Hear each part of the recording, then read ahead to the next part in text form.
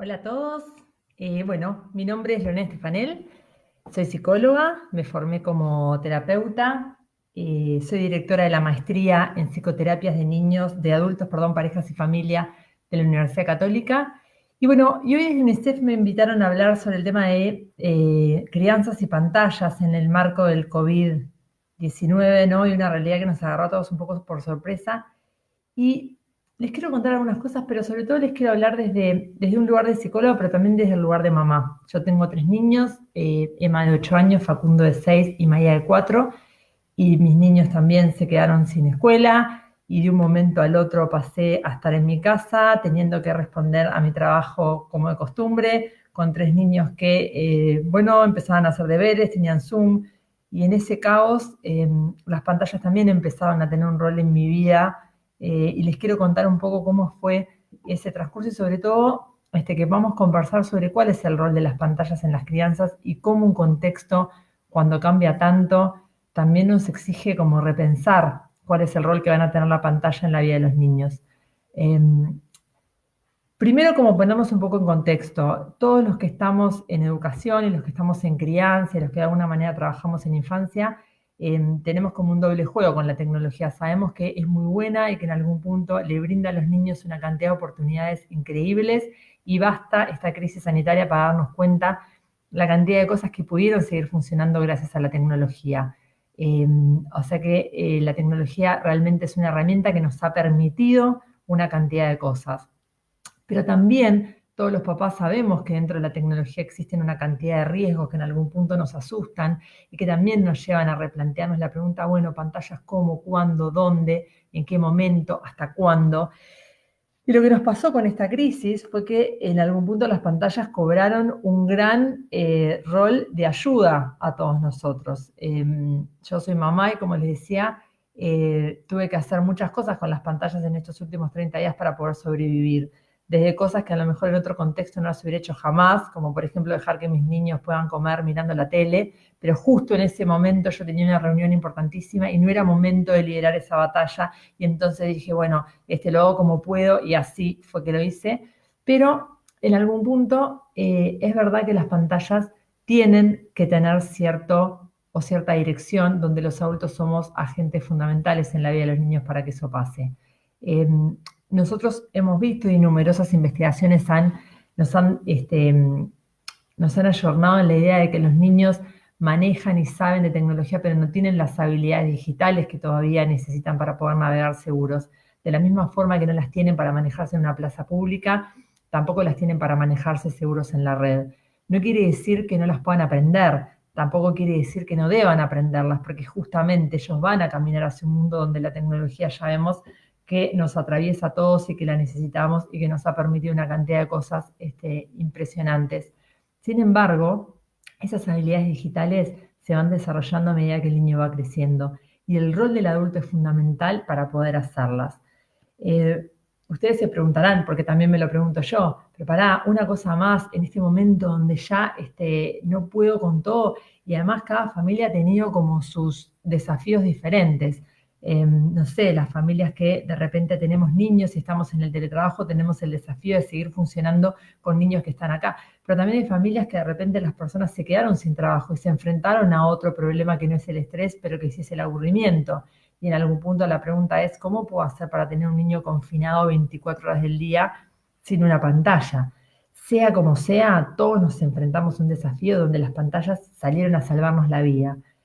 Y eso, si es transitorio, es bueno. ¿Qué quiere decir?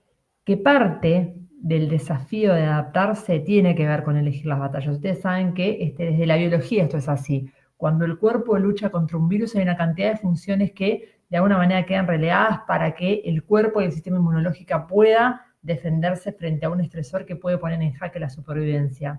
Bueno, la mente hace algo parecido. Cuando nosotros nos enfrentamos a este virus, y hubieron una cantidad de situaciones vinculadas a la crisis que nos generaban un malestar tremendo. Todos fuimos perdiendo diferentes cosas, eso llevó a que fuéramos desarrollando diferentes emociones. Algunas personas estuvieron muy tristes porque sus pérdidas fueron grandes, otras personas de repente se enojaron porque era muy frustrante no poder funcionar como querían. Otras personas desarrollaron una sensación de miedo muy fuerte porque el coronavirus es una amenaza y es una amenaza real, y veíamos países hermanos y amigos que no les estaba yendo muy bien y eso nos asustó a todos. Y algunas personas desarrollamos las tres en mayor o menor medida, pero en algún punto el malestar que nos generó la crisis en un primer momento fue importante, fue tangible, fue evidente, y todos en algún punto nos tuvimos que enfrentar a eso. ¿Qué es lo que sucede cuando eso pasa? Bueno, está bien que las familias en algún punto hagamos como una elección de batallas y hagamos o tomemos ciertas decisiones para poder manejarnos con el estrés. Y una de ellas es pasar a modo avión, pasar a modo supervivencia.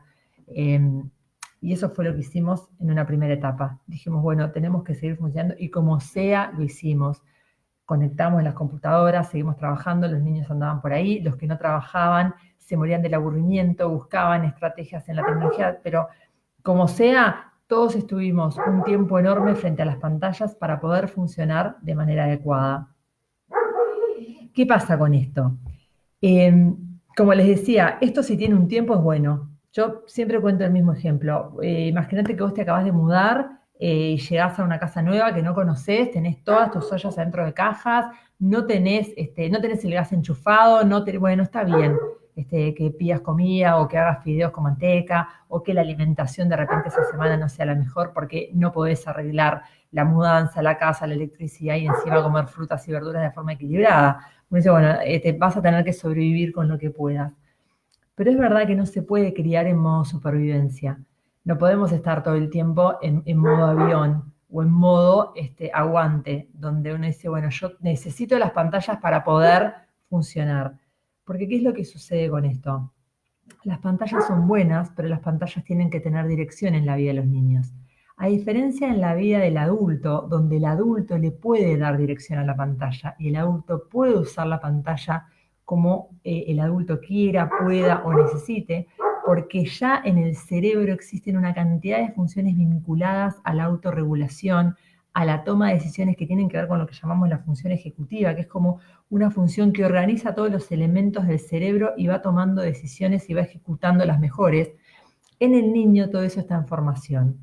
Entonces, ¿qué es lo que nos pasa? Bueno, cuando el niño se enfrenta al desarrollo, es importante que nosotros sepamos que todo lo que tiene que ver con la vida del niño tiene que tener dirección para que el niño lo pueda atravesar de forma saludable.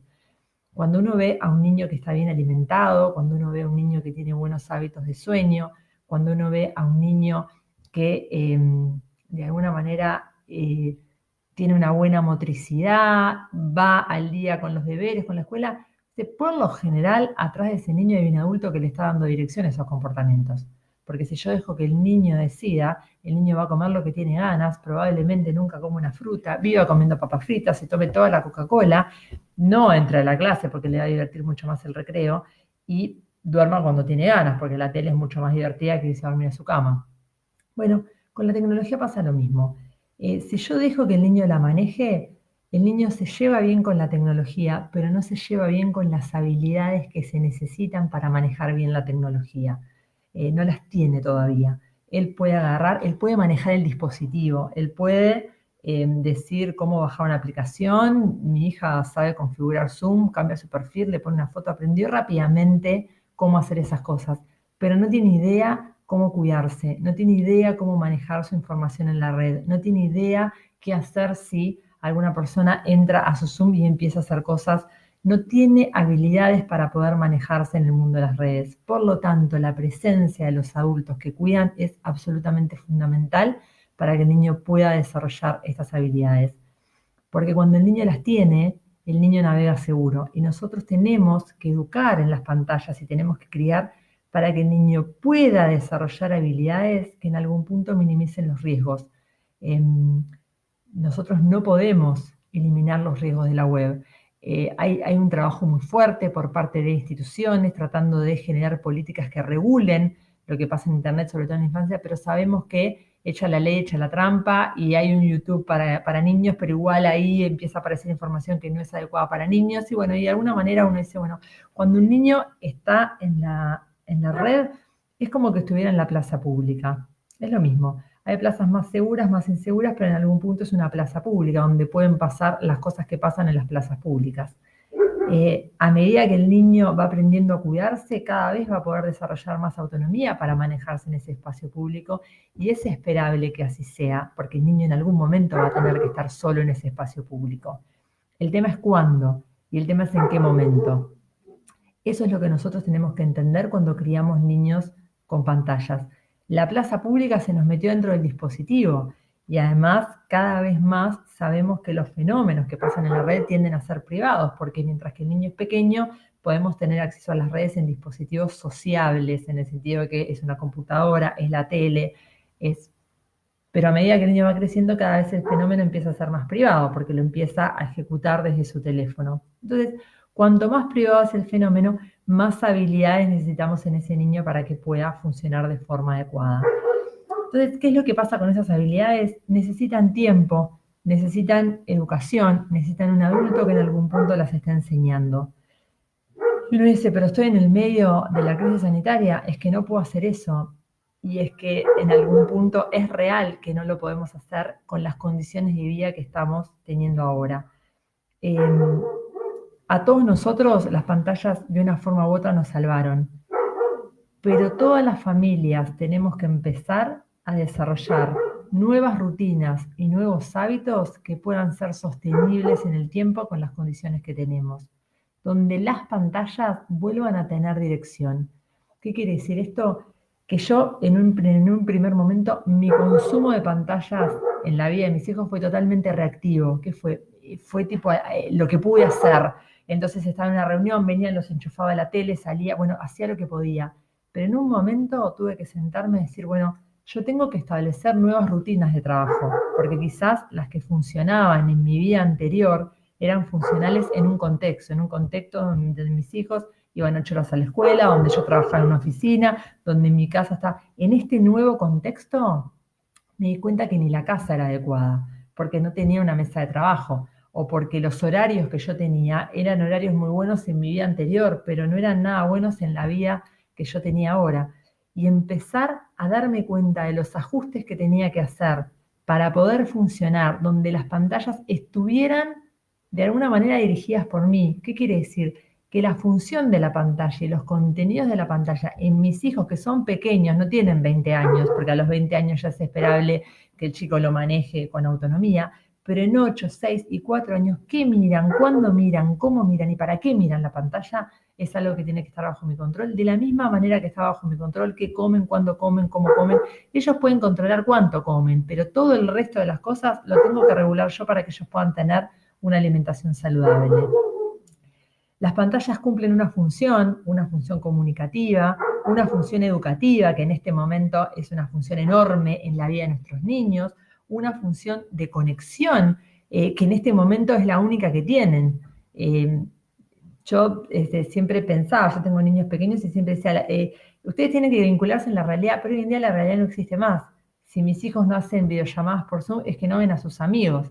Entonces, uno tiene que empezar de alguna manera a entender que si la tecnología funciona y permite nuevos aspectos que la realidad hoy no está brindando, la tecnología empieza a tener una función y esa función tiene que tener dirección, pero también tiene que tener flexibilidad.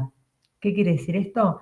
Que una de las cosas que a veces vemos es que la tecnología es la única forma que el niño tiene que la familia tiene para. Típico ejemplo. Lo que pasa es que el niño está encerrado y si no se aburre. Está bien, hay que entretener al niño. La pantalla es una forma de entretener, pero nunca puede ser la única. La pantalla es una forma de conectar, pero no puede ser la única. La pantalla es una forma de educar, pero no puede ser la única. Porque cuando algo es único, se empieza a generar rigidez. Y cuando se empieza a generar rigidez, es que de alguna manera el niño pierde una cosa que es fundamental para su desarrollo, que es la flexibilidad. Darle dirección a las pantallas tiene que ver con esto de poderme parar como familia, como madre, como educadora que soy y decir, bueno, ¿cuáles son las nuevas formas que mi vida tiene que tener para que las pantallas tengan el lugar que yo quiero que ocupen en la vida de mis hijos? Yo quiero que mis hijos se conecten y van a tener su tiempo de hoy. Yo quiero que pasen ciertas cosas. pero no quiero que pasen todas por la pantalla. O sea, yo quiero que mis hijos se diviertan y sí, un rato está bien que miren un video, que miren tele, pero también tienen que poder, de alguna forma, encontrar otros elementos en la realidad que les permitan divertirse o entretenerse. Esto, claro, que a todas las familias nos implica un desafío enorme.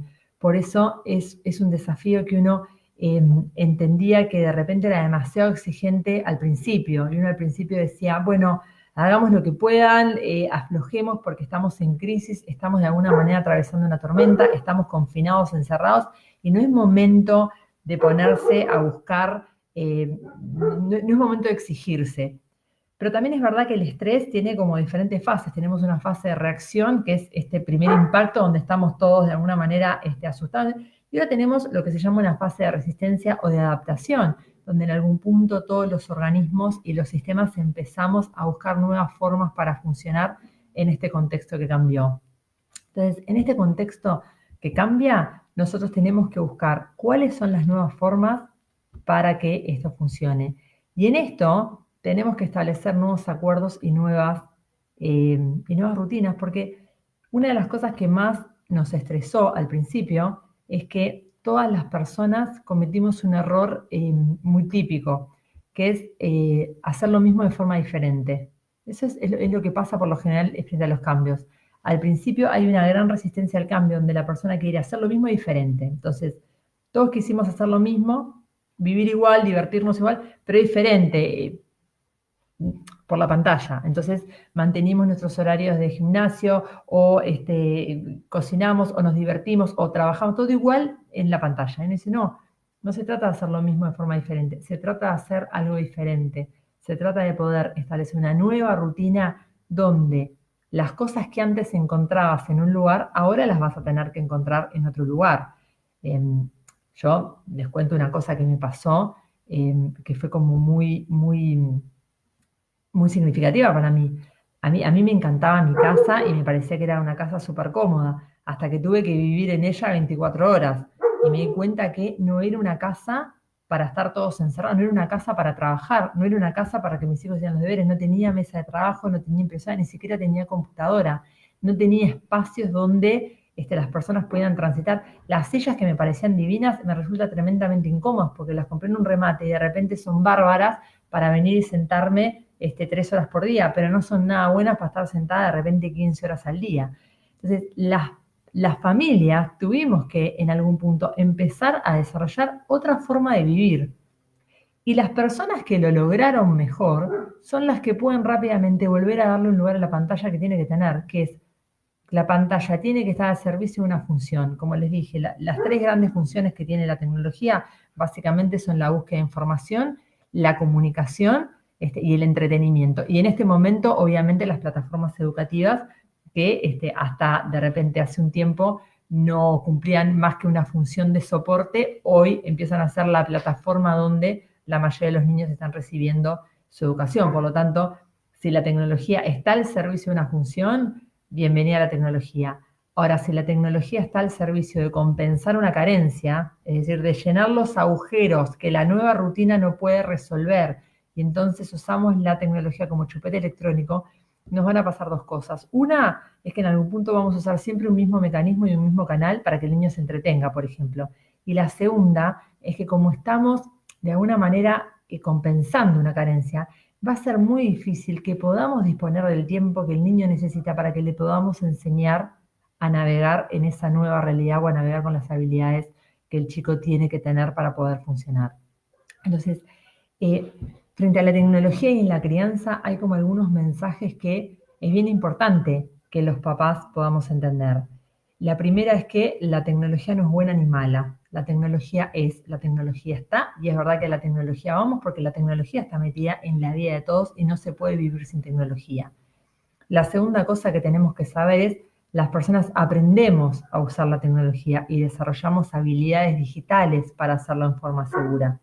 El niño no las tiene, no son nativos digitales, son tecnológicos, saben hacer así con el dedo, manejan, porque además los dispositivos son muy intuitivos y el niño, si hay algo que tiene, es aprendizaje por intuición, entonces por eso es que se maneja tan bien. Pero eso no quiere decir que pueda navegar seguro. Es como decirte, mira, el niño sabe mucho de barcos, eso no quiere decir que sea un buen capitán. no quiere decir que sepa leer los vientos, no quiere decir que pueda leer la marea, no quiere decir que sepa usar la brújula, ni siquiera quiere decir que sepa prender el barco y sacarlo del puerto. Pero es verdad que va a tener que aprender a hacerlo. Por lo tanto, sí, uno dice, la tecnología, claro que hay que darle entrada, pero no puede estar entrando en la vida de los niños sin dirección, y menos cuanto más pequeño es el niño. Entonces, esa es la tercera cosa que nosotros tenemos que aprender. La tecnología tiene que tener dirección en los contenidos y tiene que tener dirección en la función. Y la cuarta cosa, en un contexto de pandemia, está bien que al principio no hayamos podido, no pasa nada, estábamos todos adaptándonos. Ahora, es verdad que tenemos que encontrar una forma de funcionar que sea sostenible en el tiempo en un contexto de pandemia. Entonces, de la misma manera que no puedo dejar ni la alimentación, ni los hábitos de sueño, ni los hábitos de higiene de sus dientes, nada, al libre albedrío, tampoco puedo dejar al libre albedrío el consumo de pantallas. Porque si yo dejo que el niño lo decida, todavía no tiene en su cerebro las funciones que se necesitan para poder hacerlo en forma adecuada.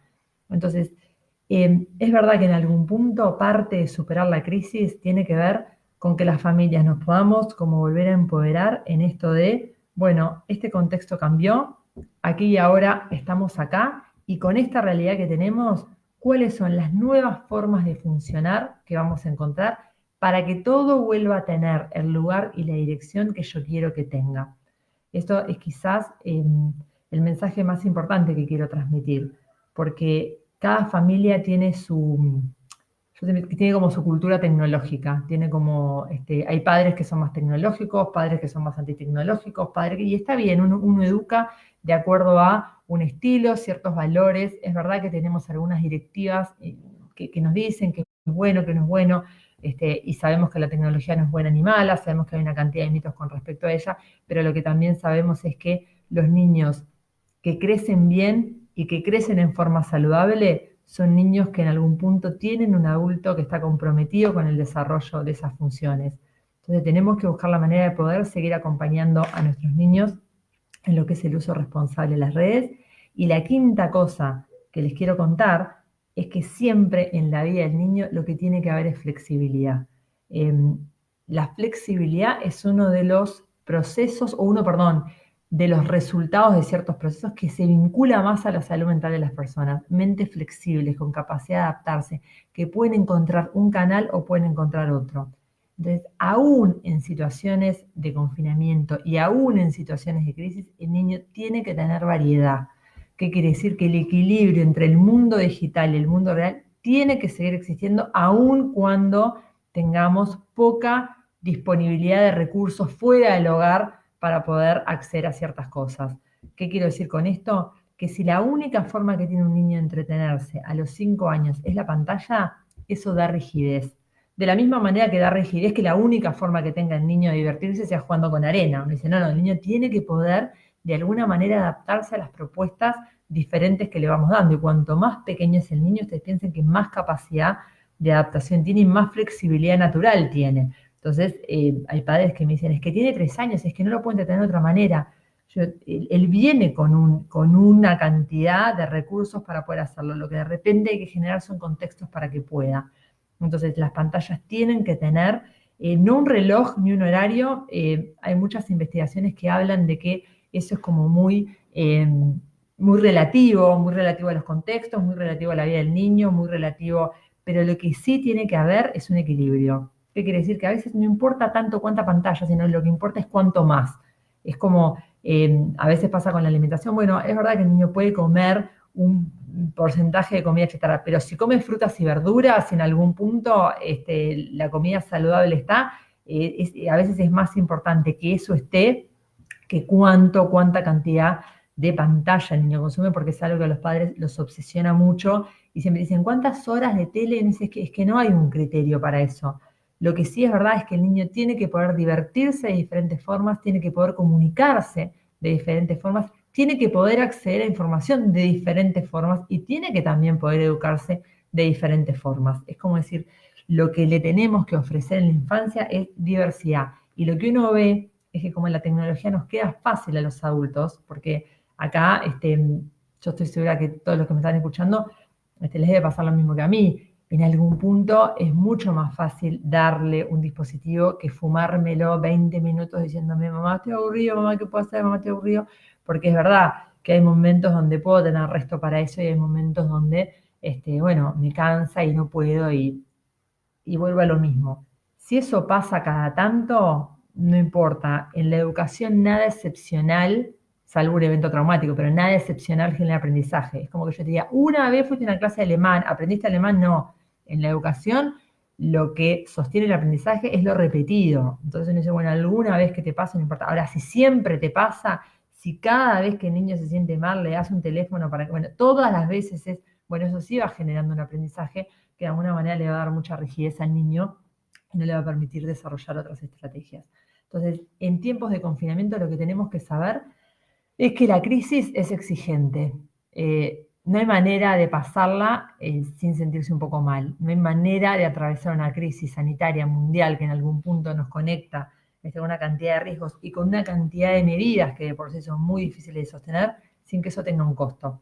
Y a veces las personas tenemos que entender que tiene costos, tenemos que entender que esto nos exige un cambio y no es un cambio de sigo igual pero lo hago distinto, es realmente un cambio donde voy a empezar a hacerlo de una forma diferente para poder criar a mis hijos de una forma que las pantallas realmente le sumen y no le resten, ¿no? Porque como decimos siempre, las pantallas dan oportunidades, pero también tienen riesgos. Y no solamente los riesgos son, porque a veces también se habla mucho, el riesgo de los acosadores, el riesgo de momo, uno dice, bueno, esos son riesgos, sí es verdad que el niño tiene que cuidarse, pero también tenemos otros, donde quizás el más importante en el desarrollo del niño es la rigidez que las pantallas le empiezan a dar.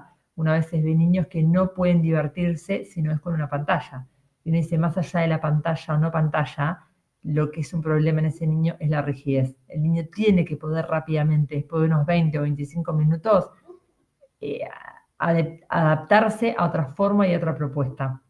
Entonces, eso también es una de las cosas que nosotros tenemos que criar, o perdón, tenemos que tener muy en cuenta en la crianza para que el niño realmente pueda tener variedad. Entonces, estamos en otra etapa de la crisis, en una etapa donde ya empezamos a ver países que empiezan a tener ciertos resultados, donde de alguna manera se van cumpliendo esos famosos 70 primeros días donde lo que va sucediendo parece ser bastante clave, donde a poco la normalidad empieza a ser una nueva normalidad, pero parecería que pudimos evitar esa cuarentena obligatoria, que realmente es un riesgo para todos, pero también es cierto que, bueno, que en esta nueva normalidad hay que encontrar formas funcionales de hacer las cosas y las pantallas no pueden venir a salvarnos en los baches que tenemos, o de repente estuvo bien que nos salvaran hasta ahora, pero en algún punto ahora les tenemos que empezar a dar cierta dirección para que los niños puedan aprender las habilidades digitales que en algún punto van a minimizar los riesgos porque aumentan el poder. Cuanto más recursos tenga el individuo para enfrentarse a los desafíos, menos riesgo corre. Cuando uno se enfrenta a un peligro, si tiene recursos, tiene menos riesgos, a pesar de que el peligro está. Y esto es importante que todos lo sepamos. Por cada niño que se mete en problemas en la red, hay miles de niños haciéndolo en forma correcta. Por lo tanto, no es verdad que la tecnología genera adicción, no es verdad que el problema es la tecnología, el problema es cómo se usa, y es verdad que la forma en cómo el niño la use tiene mucho que ver con los patrones educativos y de formación que haya tenido de su adulto responsable. Por lo tanto, no son habilidades que uno las aprenda por maduración. No es que uno dice, bueno, esto lo va a aprender con el tiempo. No, lo va a aprender si alguien se lo enseña. Y vemos realmente muchos adultos que no saben manejarse en una plaza pública o que no saben manejarse con ciertos riesgos y vemos personas que sí lo logran. Bueno, atrás de esa persona que lo logra, seguramente haya habido alguien enseñándole cómo hacerlo. Por lo tanto, hasta incluso lejos de criticar el modus operandi que algunas familias hemos tenido, es simplemente entender que, bueno, que tenemos que evolucionar a otras formas, ¿no? Las pantallas, y fue como un gran motivo de consulta que tuvimos todos los que trabajábamos en salud mental, y de hecho fue una de las grandes cosas que nos pasó a todos los que teníamos niños cerca, Pero bueno, también es verdad que uno mira y parte del proceso de adaptación tiene que ver con el cambio, con que en algún punto estas cosas vayan evolucionando. Por lo tanto, es esperable que todos ahora, después de ya un tiempo, podamos irle encontrando la vuelta, podamos ir empezando a generar rutinas que seguramente nos tengan muy cansados, nos tengan agotados, nos tengan con la mecha corta, y sí es parte de vivir una pandemia mundial y una crisis sanitaria, y creo que en eso parte de poder funcionar bien es aceptar que la experiencia va a ser desde ese lugar, pero entender también que desde ese lugar nosotros podemos construir vidas que en algún punto funcionen. Y para que el niño pueda evolucionar bien, es importante que esa nueva forma se encuentre donde las pantallas puedan volver a tener lugar que yo como adulto decido y quiero que tengan. Entonces, más que definir cuánto, la pregunta es definir qué va a consumir y para qué va a consumir, y si eso está dentro de tu proyecto educativo, dentro de lo que tú de alguna forma querés que la tecnología ocupe en la vida de tu hijo. Más que tener un patrón reactivo, la idea es poder volver a tener un control. ¿Sí? Bueno, yo no los veo, sé que están ahí, que hay gente que está escribiendo algunas cosas, pero lo que me gustaría es que me pudieran hacer preguntas o me dijeran qué cosas de repente les inquietan o les gustaría que, mirá, hay más para abajo. Es un gran desafío contabilizar los tiempos, sí. Me preocupa cómo están viviendo los niños el encierro. Bueno, el encierro es una preocupación y el encierro de hecho es una medida que nosotros sabemos que pone en riesgo la salud mental de las personas a cualquier nivel. Incluso el encierro en cuarentena sanitaria es peor que el encierro en una cárcel, porque en la cárcel el preso por lo menos sale y camina. Los niños que están en situación de privación de libertad porque sus madres están presas, tienen otros niños, salen al patio, juegan, se mueven. Entonces los niños en el encierro y es una de las grandes críticas a las medidas de confinamiento tomadas por los gobiernos, y todos los organismos en salud mental salen a decir cuidado con esto postergar el tiempo, porque en el niño sacar el movimiento y sacar el contacto social son aspectos que ponen en riesgo la vida de los niños. Entonces, por un lado, el encierro es peligroso en sí mismo como medida. Claro, si afuera el riesgo es más grande, bueno, es un tema de viste cuando tomas un remedio, que el efecto secundario, bueno, pero si es mejor que no tomar el remedio, o si las consecuencias no son tan malas como no tomarlo, bueno, hay un equilibrio ahí.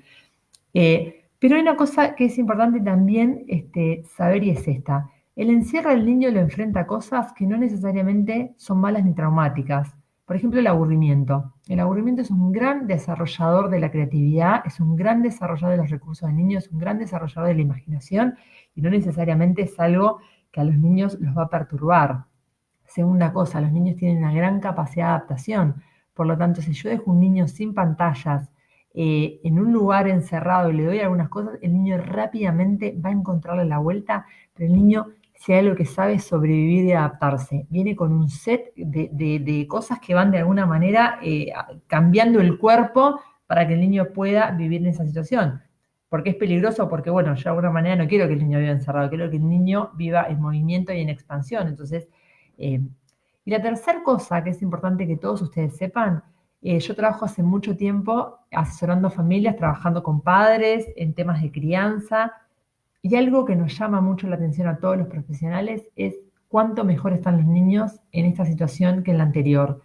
Lejos de ser algo que aumentó la sintomatología infantil, increíblemente la disminuyó. O sea que parecería que hay algo del encierro, de la cercanía con los padres, del no horario, del no estrés, que también en la infancia parecería ser algo que viene generando un efecto más positivo que negativo. Y la cuarta cosa que te contesto es que el niño vive mucho la crisis de la forma en cómo la viven los padres. A mí me han llamado por niños angustiados. Digo, ¿qué edad tiene el niño? 3 años. El que está angustiado es el padre. El niño de los 3 años, como les dije, él se adapta. El tema es que es verdad, él va a resonar con la manera en cómo nosotros resonemos. Por lo tanto, en las situaciones de crisis es muy importante para el niño que el adulto que lo acompañe tenga bienestar. Porque si el adulto logra atravesar esto de forma con malestar, sí, pero de forma asertiva, con esperanza, con optimismo, con energía, con manejo del malestar, el niño va a ir en esa línea. Acuérdense de la película La vida es bella, y es un poco así. El niño vive la vida con los lentes del adulto, o sea, las experiencias que los niños van marcando tienen mucho que ver con las experiencias que los adultos le van marcando. Entonces yo puedo decirle al niño, qué horrible, no podemos ver a tu abuelito y no podemos darle un beso, o podemos decirle al niño, mira, vamos a cuidar al abuelito y la forma de cuidarlo es no dándole un beso. Y esta es la manera en cómo le vamos a demostrar cuánto lo queremos. Son dos experiencias frente al mismo dato.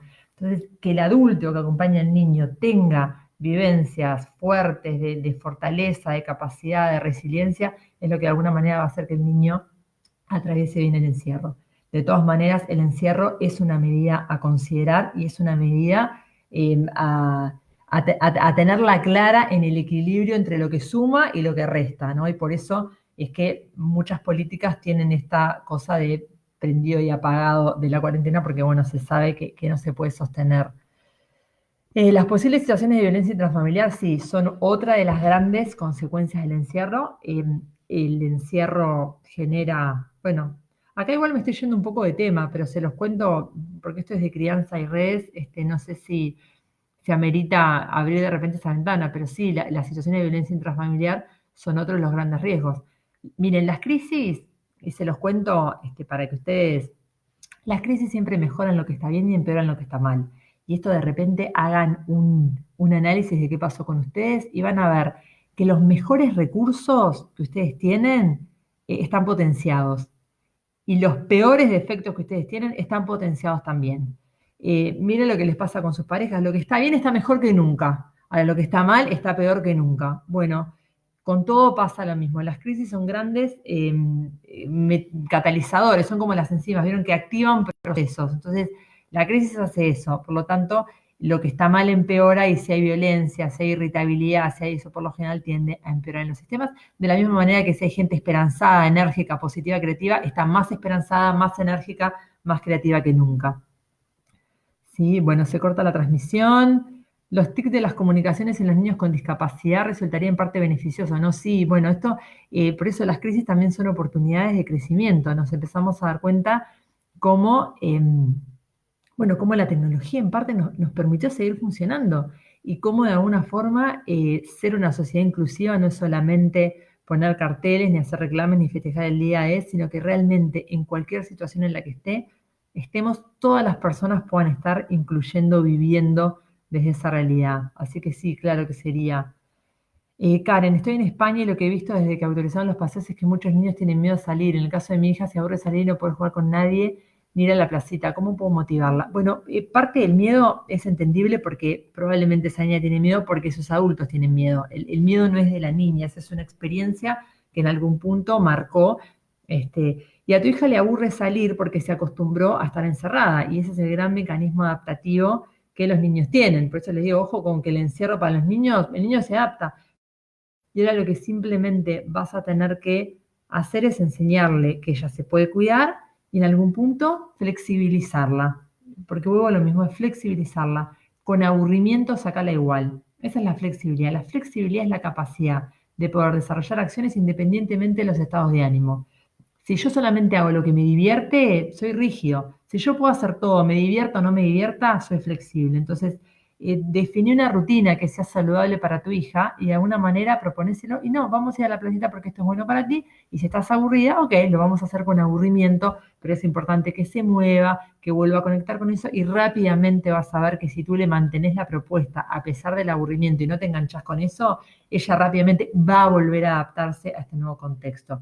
Así que tranquila con eso. Por eso les digo, la forma en cómo el adulto lo atraviesa es la manera en cómo el niño lo va a atravesar también. Me preocupan los vínculos de los niños con sus padres. Sí, a mí me preocupa también, y creo que es una de las grandes pérdidas bueno, una de las grandes pérdidas que tenemos. Y además a mí me preocupan mucho los niños que no tienen como hermanos, que no tienen primitos cerca, porque vieron que de alguna manera en este modo de vivir coronavirus, en algún punto la distancia social no significa aislamiento, que quiere decir que no tenemos por qué estar encerrados, pero sí tenemos que estar distanciados. Y un poco la propuesta es esto de empezar a generar como células de funcionamiento, donde el niño no esté dispersando ni esté rebotando por todo, pero que sí tenga como un grupo de 2 o 3 niños. Vieron que hay como muchos países que lo empezaron a instaurar dentro de sus políticas, con los que se vea sobre todo si es un niño que está muy solito o que no tiene otros niños con los que vincularse. Porque sí, en los niños el vínculo construye personalidad, por eso es que el confinamiento es un problema y el distanciamiento social en los niños, bueno, tiene que tener de alguna forma ciertas excepciones. Los niños son vectores, no son población de riesgo, por lo tanto tenemos que alejarlos de la población de riesgo, pero de repente, Ana Inés, lo que yo te recomendaría es que seleccionaras 2 o 3 niños y que sea como tu núcleo de funcionamiento seguro, ¿no? Donde el niño se pueda vincular por lo menos con algún par, pero sí, es uno de los grandes problemas. Y como, no sé, yo siempre digo, no hay manera de atravesar una crisis sanitaria mundial y una pandemia que se llevó sin que eso tenga costos. Y bueno, y a veces es darnos cuenta los costos que tiene, saber que es parte de lo que estamos pagando por no pagar otros costos más altos, pero bueno, no deja de ser una situación difícil que estamos atravesando todos, pero hay que buscarle la vuelta para que con este contexto el niño se vincule, el niño se mueva y el niño tenga flexibilidad. A mí lo que más me preocupa de todo no es solamente niños frente a las pantallas, que me preocuparon siempre, sino niños que la única forma que tienen de divertirse sea a través de la pantalla. Ni aún en confinamiento el niño puede solamente divertirse con una pantalla, por lo tanto es importante siempre llevar al niño a la flexibilidad. Y vuelvo a lo mismo, las propuestas sostenidas del adulto es lo que hacen que también el niño se mueva. Y por lo tanto, no se queden muy prendidos a esa crianza de que, ¿qué hago si el niño no quiere? Hacerlo igual, la dirección al comportamiento del niño se la da el adulto, no la da el estado anímico del niño. Y cuando el adulto da una dirección tierna, pero firme, el niño de alguna manera arranca. No sé, a mí me pasa, no come frutas ni verduras, ponéselas todos los días en la mesa, en algún momento va a empezar a comerlas porque si tiene hambre las va a comer, y si no tiene hambre es que no tiene por qué comer galletitas, ni panchos, ni, ni pasta, porque siempre uno a veces ve que los problemas en los niños son más de obesidad que de nutrición, y más en ciertas clases sociales donde no es eso lo que pasa. Entonces, si el adulto mantiene una propuesta sostenida, más allá de las ganas del niño. Las ganas del niño son muy arbitrarias, son muy irracionales, son muy vinculadas al placer. El placer está en una parte del cerebro que está muy vinculada a la dopamina, que es un neurotransmisor que da placer. Las pantallas generan placer y están ahí. Pero después tenemos otra zona del cerebro vinculada al bienestar, que tiene que ver con el desarrollar acciones de compromiso sostenidas que no necesariamente dan placer. Los hábitos saludables son buenos, pero no son placenteros. Piensen, es mucho más rico comerte unas papas fritas con huevo frito que una ensalada equilibrada, y en realidad el placer, más por lo general, te da mucho más placer quedarte mirando la tele comiendo bizcocho con la pantufla puesta que salir a entrenar. Entonces, los hábitos tienen que ver con el compromiso, que está en otra parte del cerebro, que es esta capacidad de hacer cosas buenas, aun cuando no te den placer o aun cuando no tengas ganas. Y esto se educa, entonces no se queden prendidas a las ganas de los niños ni a los estados emocionales de los niños. Ustedes de alguna manera denle dirección a esa vida, denle dirección a la forma en cómo la pantalla entra en la vida de sus niños. Y si al niño le aburre, no tiene ganas, déjenlo que atraviese esa emoción de malestar, que está bien, porque el niño viene a hacer lo que tiene ganas, no a hacer lo que debe. El niño viene con el aparato de placer activado. El deber ser lo va a aprender después, a posteriori, que tiene que ver con la autorregulación, que va a demorar 20 años en desarrollarse. O sea que no hay ningún problema en que se aburran y no tengan ganas. Pero no quiere decir por eso que vayamos a hacerle caso a las ganas, ¿sí? Bueno, a ver, gracias por nada. ¿Qué puede generar la exposición de los bebés a pantallas por breves periodos? En videollamadas, por ejemplo. En videollamadas en realidad nada, y por lo general los bebés ni se enganchan, pero en las pantallas que cambian mucho, lo que en realidad generan es una sobreestimulación. Y además, el tema con las pantallas es este. Eh, Hay veces que la pantalla no le aporta nada al niño que no esté en la realidad. Esto cambia mucho en una situación de cuarentena donde yo, bueno, la pantalla es la escuela o no escuela, o sea, realmente le aporta porque si no tuviera la pantalla no lo podría hacer. Pero un bebé, ¿qué necesidad tiene de exponerse a una pantalla? Por lo general lo necesita el adulto, no el bebé. Al bebé le pones un sonajero, le pones algo que de alguna manera le permita procesar estímulos y le va a funcionar mucho mejor que una pantalla. La pantalla sobreestimula y de alguna manera va generando circuitos de dopamina que a veces pueden ser excesivos, entonces el niño queda como con una especie de necesidad de pantalla porque los receptores de dopamina aumentaron por la estimulación, entonces después necesita mucha dopamina para que no hay ningún problema en aguantarle la toma y decir, bueno, no vamos a regular un poquito esto, y el niño rápidamente esos receptores se vuelven a extinguir. Pero un bebé no necesita una pantalla ni por un periodo breve ni nada.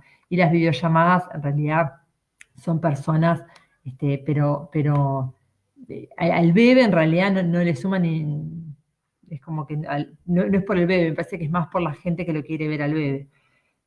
Tengo un hijo de 12 años, no tiene hermanos, vivimos solos, él y yo, su vida socialización está haciendo el Fortnite. Bueno, veo que se ríe y disfruta con sus amigos a través de ese juego, pero no sé cuándo poner límites a ese tipo de socialización. Es lo que les digo, en este momento es la manera que el niño tiene de socializar y está bien. El tema es que no sea la única. Está bien, vivir solo, no sé qué, pero pueden haber otras formas de socializar, por ejemplo, puede tener todos los días un momento donde le grabe un mensaje a sus abuelos o donde le escribe una carta a sus amigos o donde le arme un video. Puede generarse otro tipo de interacciones y otro tipo de diversión, por más que a los 12 años vuelvo como un poco a lo mismo, en algún punto, en la medida que las medidas de confinamiento se hacen más flexibles, es importante que el niño vuelva a socializar con alguien, pero ¿cuánto tiempo le das? Pues en el mismo tiempo que le darías a la socialización en la vida real. Si me preguntas a mí, yo tengo una niña de 9 y tiene un tiempo para jugar, tiene otro tiempo para hacer los deberes, otro tiempo para bañarse, otro tiempo para estar con los hermanos. Y eso es lo mismo que regulen las plataformas. Ella tiene su horario de videollamadas con amigas de Zoom, pero bueno, si es por ella, estaría 5 horas.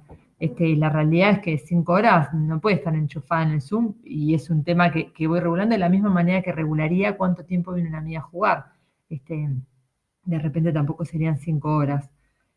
Opciones, juegos de mesa, manualidades, escuchar música. Bueno, eso son todas ideas creativas y otras formas de generar diversión. Por eso les digo, a veces no es tanto sí o no la pantalla, sino, ok, la pantalla y qué más, qué otras cosas hay.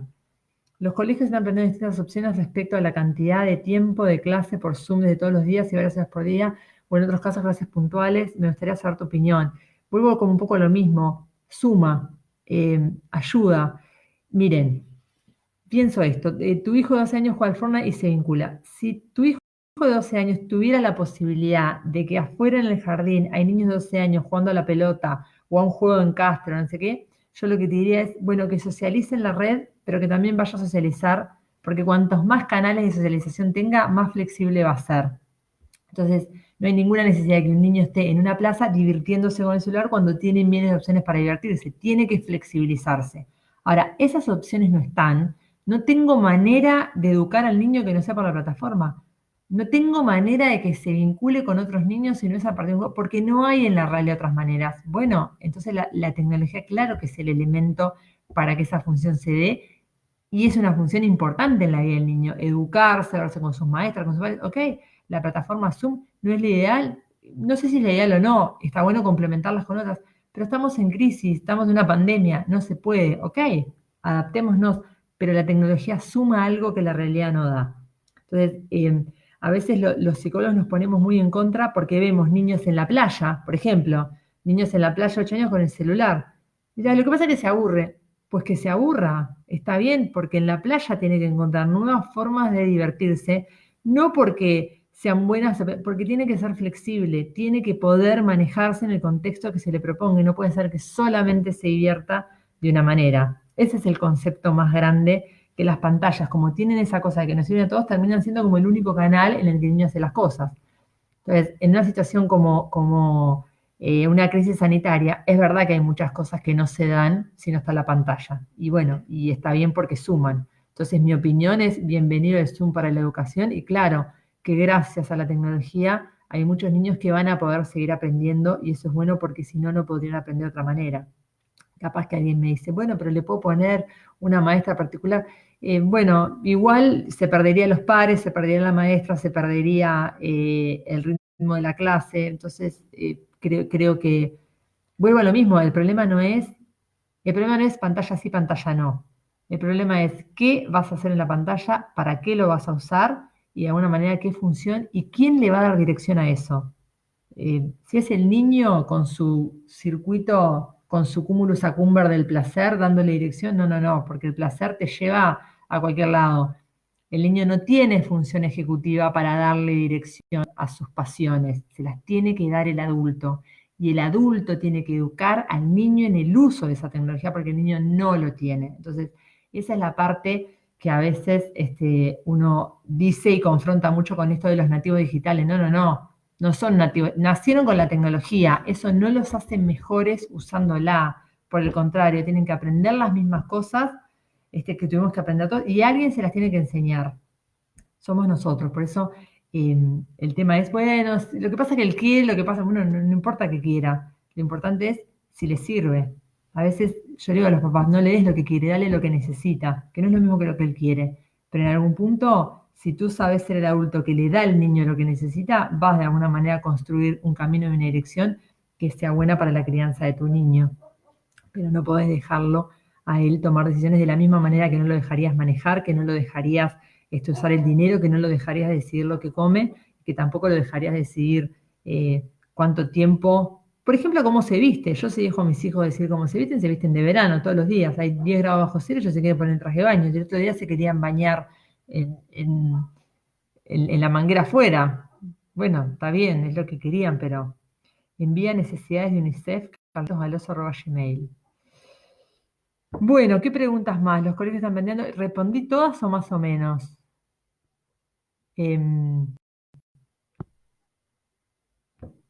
¿Alguna pregunta más que quieran aprovechar este espacio para hacer? Veo que hubo gente que se conectó, se desconectó, se volvió a conectar. A ver, cuéntenme un poquito. Tenemos creo que todavía un ratito,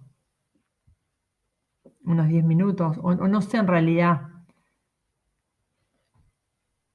¿Alguien quiere hacerme alguna pregunta más, algún comentario? A veces puedes acordar, con mi hijo de 9 años negociamos 1 hora y media por día. Bueno, yo como que veo lo mismo. No, no, y en esto quédense tranquilos que no existen reglas claras que uno dice, no, no, 1 hora y media por día es lo correcto, no, no, no. Cada familia, cada sistema, cada niño, cada necesidad, cada contexto, de alguna manera define el qué, el cómo, el cuándo, el dónde. Y en esto las familias tenemos que saber que tenemos que encontrar nuestro propio patrón, pero hay como algunos principios generales que tienen que estar en esto de criar, ¿no? Y que van como un poco en esta línea. Los acuerdos sirven, sí, porque todo lo que dé flexibilidad al niño siempre va a servir. Entonces sirven los acuerdos, sirve también el entender como padres que sacar la tecnología va a generar una frustración, porque es mucho más divertida, es mucho más rápida, es mucho más simple, por lo tanto da mucho más placer.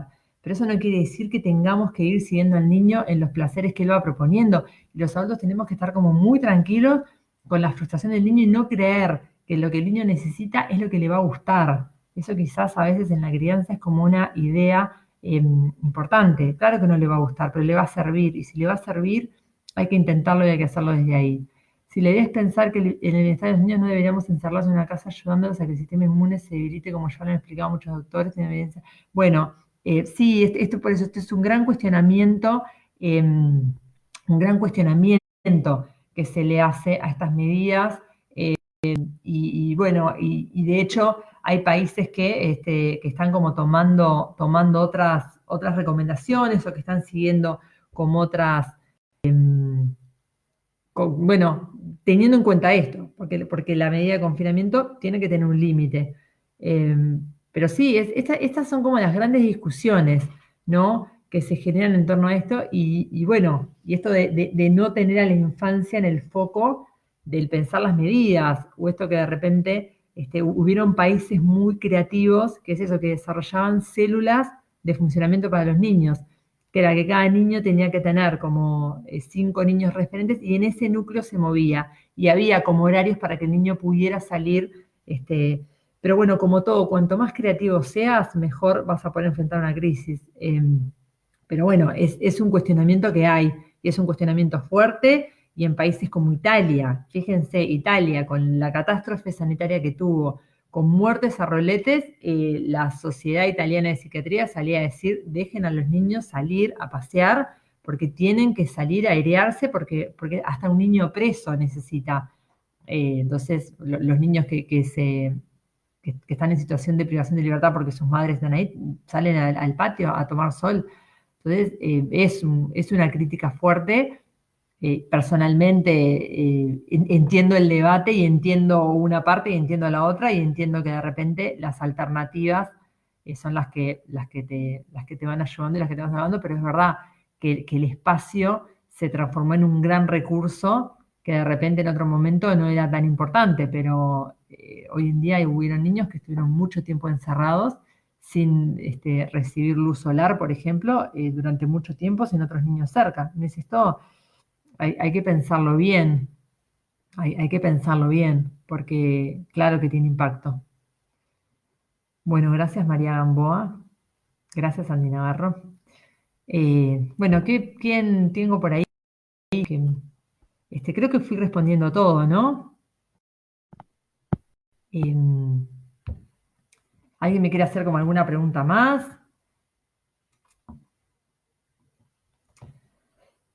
Porque bueno, esto es crianza de pantallas, nos fuimos un poquito con algunos temas, pero una cosa complicada a veces es ponerse de acuerdo entre adultos en cuanto al uso de las pantallas. Va a quedar la charla también. Sí, cómo perjudican las pantallas en aquellos niños y jóvenes que ya tienen dificultades con el tiempo, es decir, que queda permitido, el tiempo va a ser después. Por los aportes, aprender a cambiar, puede a nivel de la actividad. Bueno, mira, yo te lo digo rapidito. Los niños que tienen problemas, dificultades de tiempo, básicamente lo que les pasa es que tienen, como te decía, este circuito del cerebro que está vinculado al placer, que tiene la dopamina, lo tienen como hipertrofiado. Es decir, que necesitan como tener placer, divertirse, entonces quieren verla. Cuando tú le sacás la tecnología, claro, esos receptores de dopamina empiezan a chillar porque quieren, de alguna manera, tener el... Si tú aguantás el límite y sostenés, mirá, te lo digo, pasa con cualquier cosa. Vos imaginate que, no sé, que alguno se pone a dieta y tiene muchas ganas de comer chocolate y uno dice, aguantá.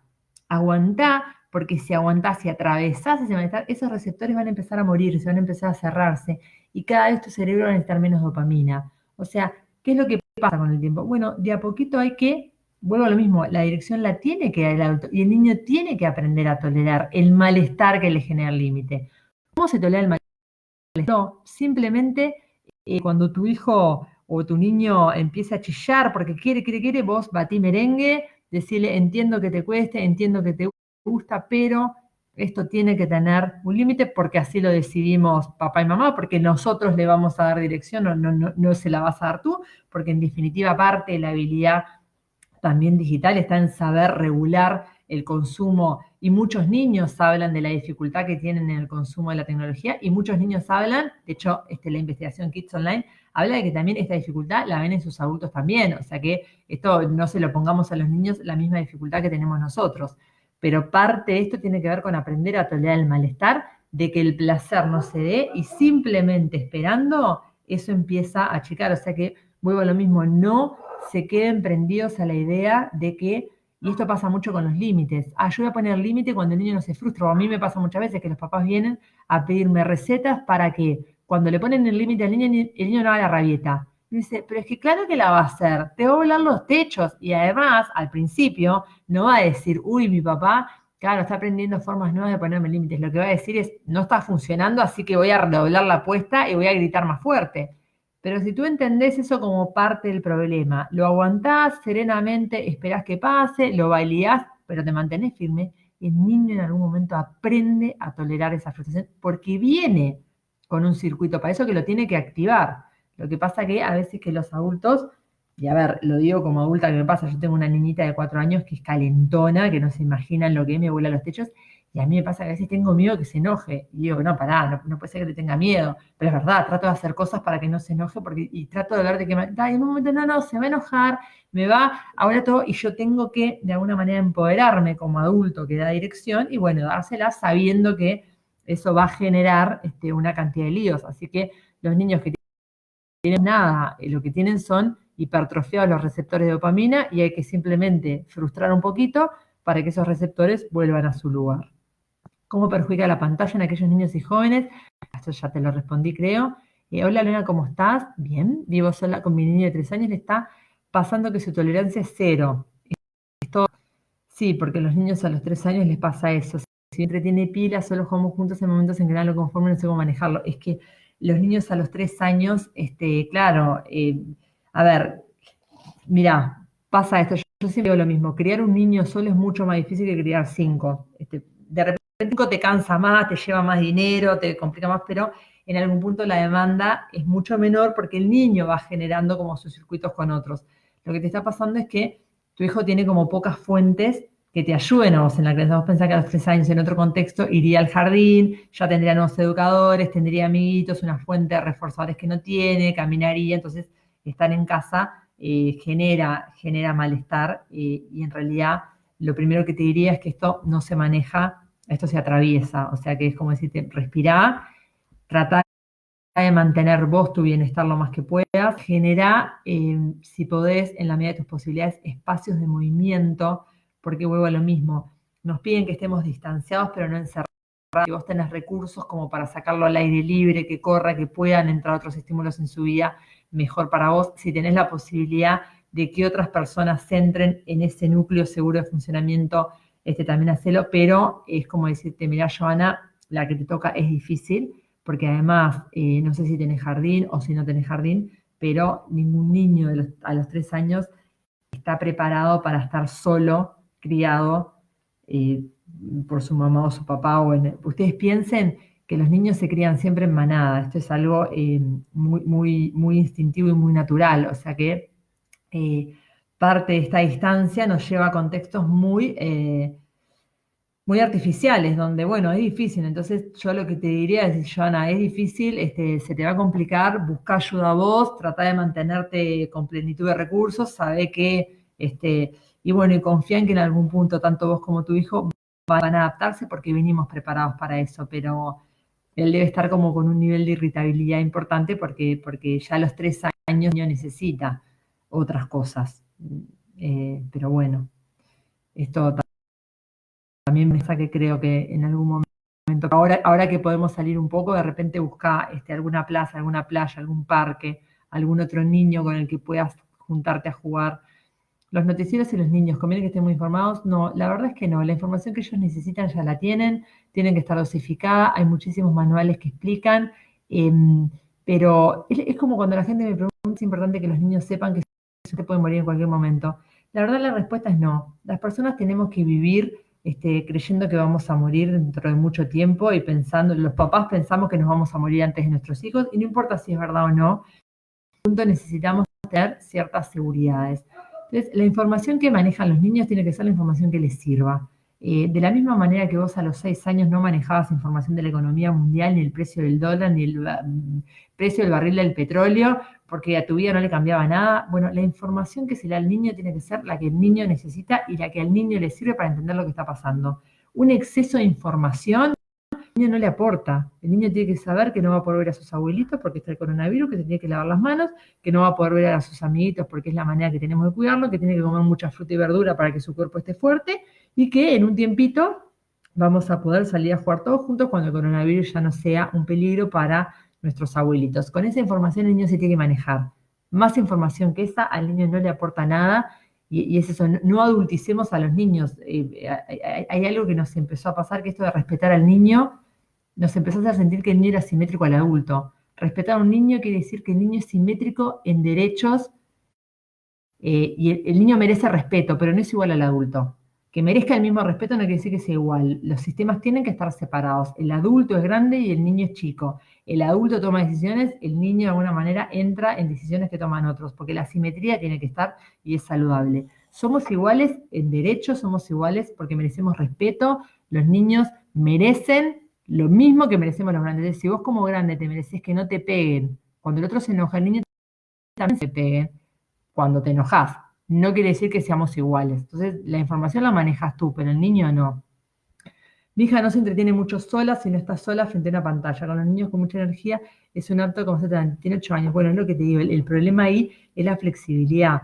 A los niños por lo general les cuesta entretenerse solos y eso tiene que tener un tiempo. A veces lo que pasa es que el niño está mucho tiempo solo y niños que de repente son hijos únicos pasan realmente mucho tiempo solos. Por eso es importante conectarlos con otros niños, pero ahí lo que hay que seguir trabajando es la flexibilidad, o sea, pero también hay que ver esto, ¿no? Porque la propuesta tiene que ser variada. Es como que mi hija no quiere comer fruta y hace 3 años que solo come manzana, es que debe estar podrida la manzana, necesita variedad. Entonces, piensen que el niño es muy reactivo a la estructura, al contexto, entonces a lo mejor está hace mucho tiempo sola.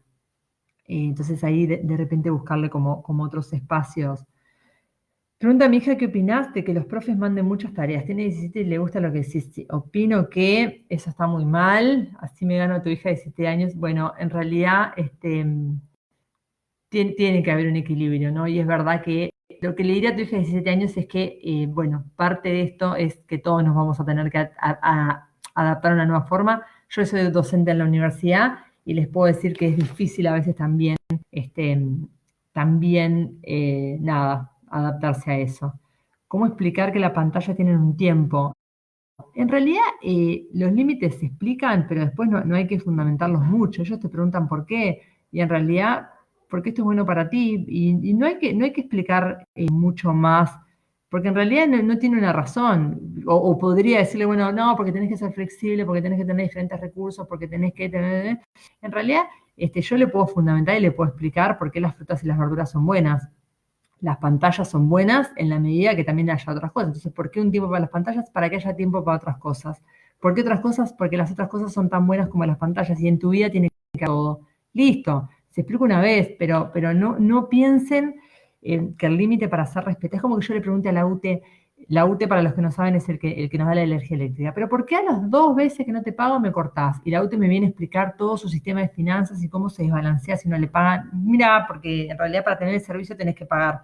No me explica mucho el límite. Entonces, bueno, lo mismo con las pantallas, es como, no hay que tampoco dramatizar ni hacer de esto un tema, es porque las pantallas están a nuestro servicio y la pregunta es, ¿ahora dejaron de servir? ¿Estás usando mucho esto? Y de la misma forma que voy a controlar la alimentación que tenés para que sea variada, ¿por qué? Porque es bueno para ti. Y a veces con eso ya está. No quiere decir que les vaya a dejar de enojar, ¿eh? ¿Cómo explicás que Suiza vive normal y la supuesta pandemia no está en el país? Bueno, son controvertidos. La verdad que por qué a algunos países les pegó más que a otros es todo un tema que creo que excede un poco esta charla, pero bueno, y los adolescentes es otro capítulo, y los adolescentes quizás porque bueno, ya en el adolescente las cosas cambian y el adolescente ya su vida social es por la red, el adolescente ya empieza a tener un cerebro mucho más y empieza a tener una autonomía que no es la misma que pasa en el niño, pero bueno, en los adolescentes hay cosas que también podemos pensar, pero ya hablar con adolescentes es pensar que hablamos eh, con niños que caminan para ser grandes y niños que quieren ser grandes y que en algún punto están yendo para ahí. Y a veces el problema es que los papás queremos seguir con las estrategias que funcionaban en la infancia y no nos damos cuenta que estamos hablando con un adulto chico, no con un chico que todavía no es adulto. Él está creciendo o está caminando hacia ahí. Así que bueno. Bueno, gente, siendo las 8:10 de la noche, creo que tengo que cortar yo la comunicación, pero bueno, les agradezco muchísimo la participación. La verdad que me encantó, a pesar de que no los puedo ver, sé que son 237 personas que me están viendo, 245 en este momento. Bueno, si pude ayudarlos un poquito a que puedan, nada, desarrollar algunas estrategias que les ayuden mejor en la crianza, la verdad que les doy las gracias en nombre de sus hijos, porque bueno, dedicar una hora en tiempos de pandemia a escuchar a una persona que de repente algunos de ustedes ni siquiera conocían, siempre digo lo mismo, cuando veo papás así de comprometidos, siempre digo qué suerte que tienen estos niños de tener estos papás que siguen buscando recursos, que siguen buscándole la vuelta, este, que siguen buscando la forma de criar en un contexto que nos cambió tanto, así que bueno, y que en algún punto nos exige desafíos importantes. Así que muchísimas gracias. Como les decía, está la guía de UNICEF de crianzas y pantallas. Cosas que estuvimos charlando están escritas ahí. Así que bueno, ánimo, vivamos esto con optimismo, que es simplemente entender que bueno, que es transitorio, que en algún momento de acá vamos a salir sabiendo que la humanidad ha resistido muchas cosas y piensen que la humanidad ha pasado pandemia sin pantallas. Así que se puede. El tema es encontrar las nuevas formas. ¿Está bien? Muchísimas gracias por participar.